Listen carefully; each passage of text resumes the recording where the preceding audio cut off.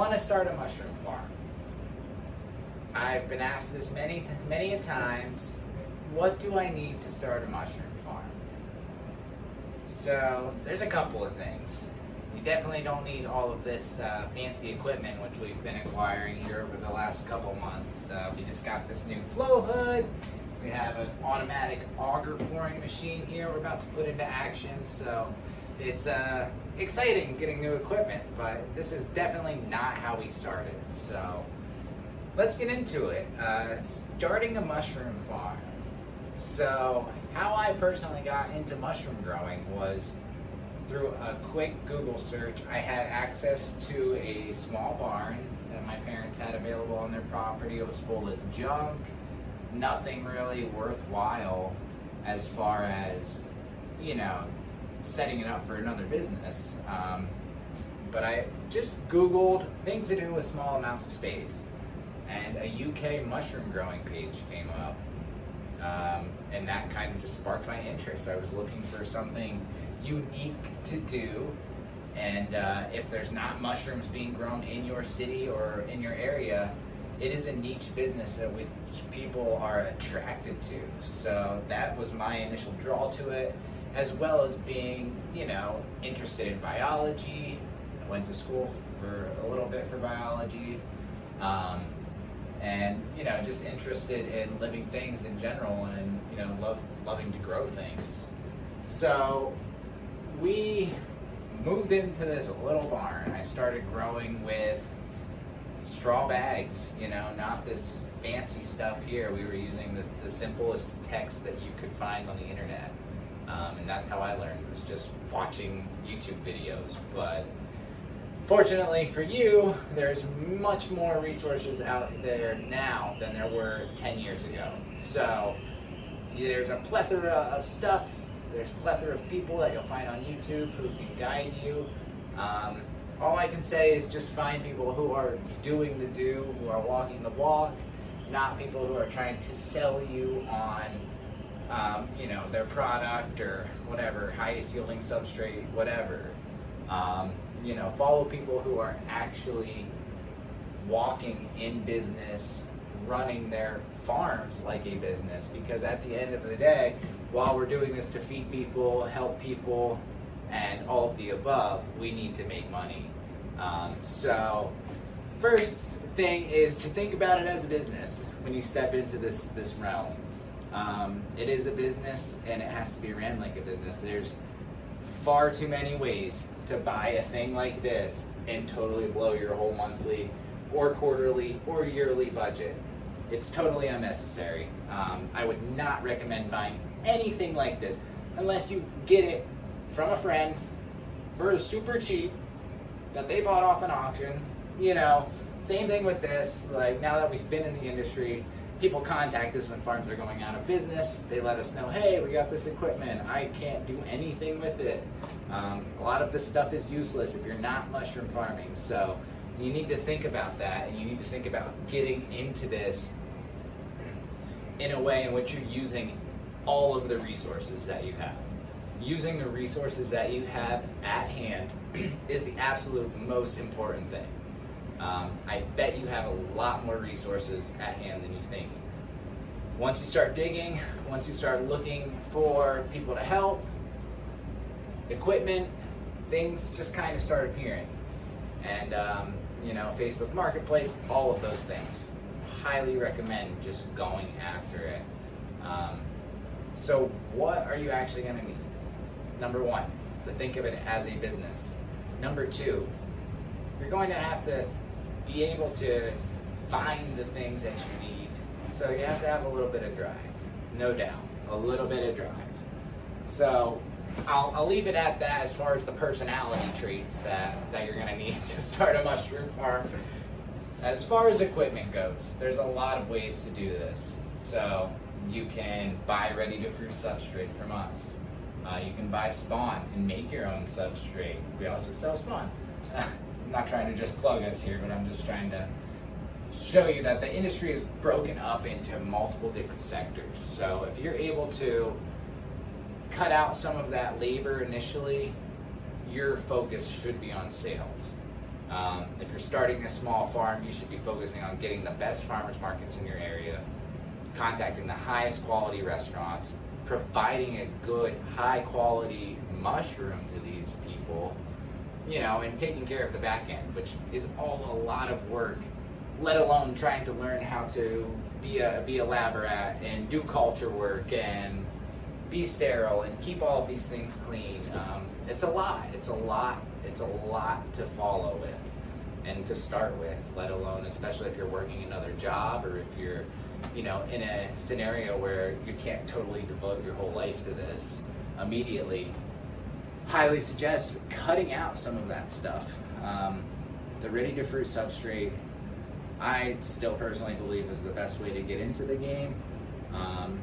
You can purchase blocks from multiple suppliers across the country and essentially have something ready to fruit immediately and something ready to put into your grow room that's going to fruit in just a week or two.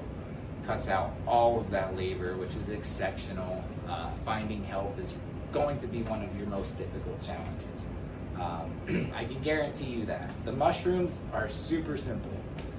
When it comes to the people, that's where it gets difficult. So keep that in mind. You're dealing with people a lot of the time, not the mushrooms. You come to love them and learn how they react and act, and it's a really beautiful thing. But the people are unpredictable, so you're gonna have to figure out where you want to start. Do you want to purchase substrate? Do you want to try to make your own spawn? All of those things were not presented to me when I started, and I didn't really know which direction to go, so I started from the beginning. I tried to learn culture work.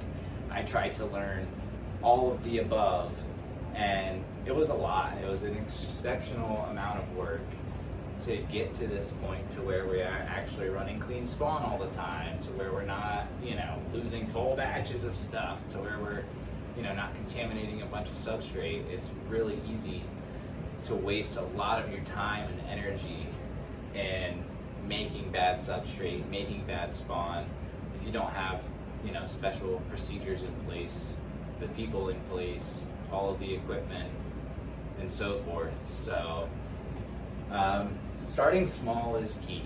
Starting small, starting probably at your local farmers market is going to be the best bet. That's exactly where we started. We no longer do any farmers markets because now we're supplying all of the farms in our area with substrate who now do the markets that we used to go to, which is really cool. So we've kind of taken a back seat from the public eye and are now here, just trying to give you guys information. So yeah, you got to figure out where you're going to start. Find the best farmers market you can. Do not just go to the one down the street because it's 10 minutes down the road. If there's a city an hour and a half from you, I highly recommend go. Get up in the morning and make it happen. It's the only way to get some income rolling in. But yeah, you have to go completely after it, 100%. Contact every single restaurant. Contact everybody you know about who likes mushrooms, who wants to know about mushrooms. Stop at every health food store, and just really hit the ground running. And you can only do that if you're focused on the sales aspect and giving a good quality product, which again I just have to kind of elaborate that you can't do that if you're in the lab here trying to figure out everything. So find a good supplier, find people around you who are growing. This industry is super localized.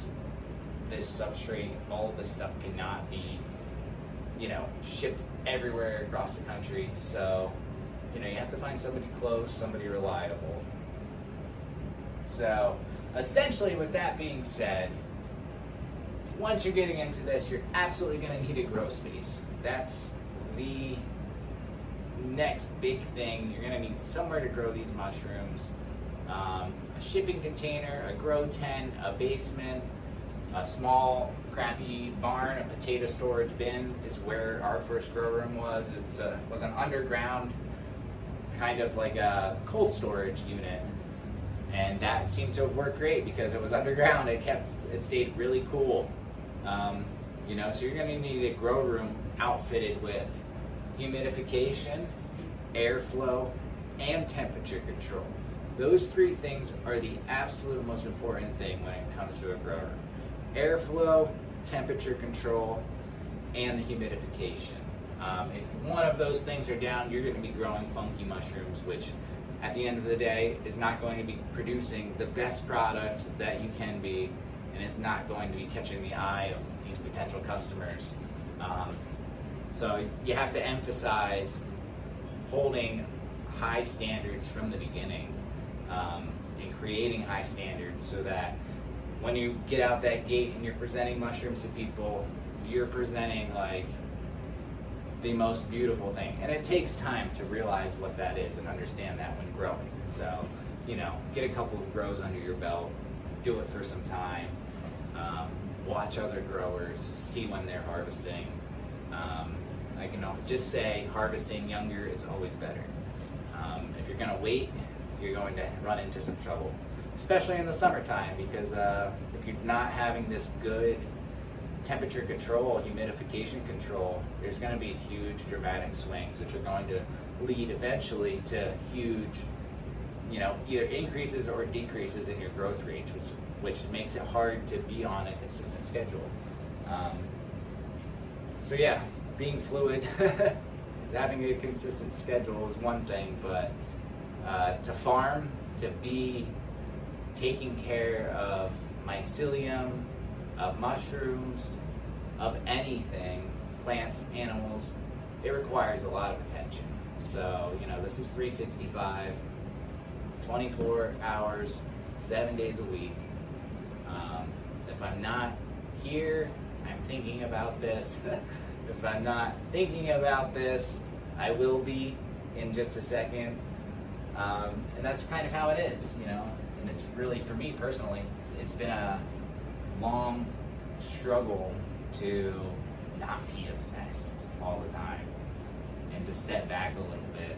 And I guess YouTube is kind of that, you know, for me, trying to step outside of my comfort zone and, you know, take the pressure off of production and bring it to present to people, because I just find joy in it. But yeah, so the grow room, 3 things: keep it simple, keep it cool, 60 to 65 degrees, and you're gonna be golden. Other than that, just get some time under your belt. So if you're not producing substrate, you're going to get into grain spawn. You're almost going to have to know how to do culture work. You can see some plates here behind me, here in this cabinet hood.